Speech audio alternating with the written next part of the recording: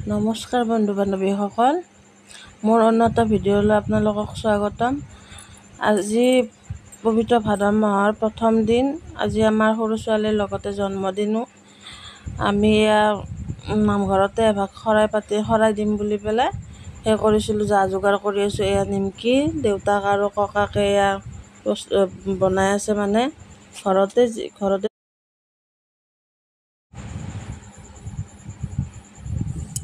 ঘৰতে বনাই আছে দেউতাক আৰু ককাকে, মানে মোৰ সৰু দেউতাই দুয়োটাই লাগি আছে। নামঘৰত নিবৰ কাৰণে পেকিং কৰিছোঁ আৰু চাহৰ লগত দিয়া যাব। মানে নামঘৰত শৰাই এভাগ পতা হৈছিল আমাৰ। আমি ৰেডি হৈছোঁ, ছোৱালী আৰু মই ৰেডি হৈছোঁ।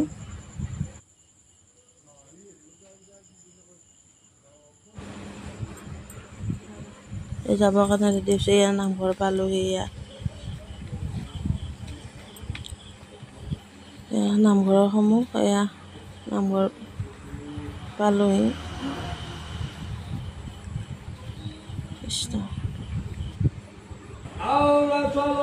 নামঘৰত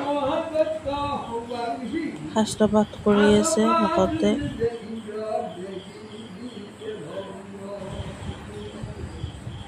শাস্ত্ৰ পঢ়ি আছে।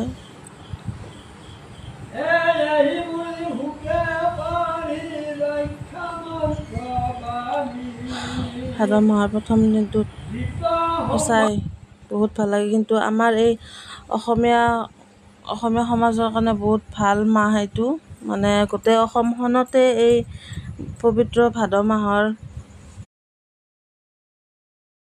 পবিত্ৰ ভাদ মাহটোতে নাম প্ৰসংগ হয়, সকলোৱে গমেই পাই চাগৈ। আজি প্ৰথম দিন কাৰণে আমাৰ ছোৱালী যিহেতু জন্মদিন, সেইকাৰণে একেলগে আৰু নামঘৰতে শৰাই দিয়া হ'ল।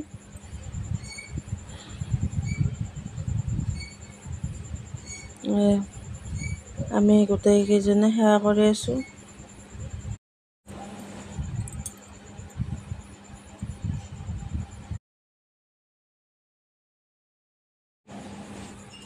সেৱা কৰি আছিলোঁ। এয়া সৰু ছোৱালীৰ উৎপাত দেখিছে, এইফালৰ পৰা আহিছে, সিফালৰ পৰা আহিছে। আমাৰ লগত ঘোষা গাই আছিলে তাইও।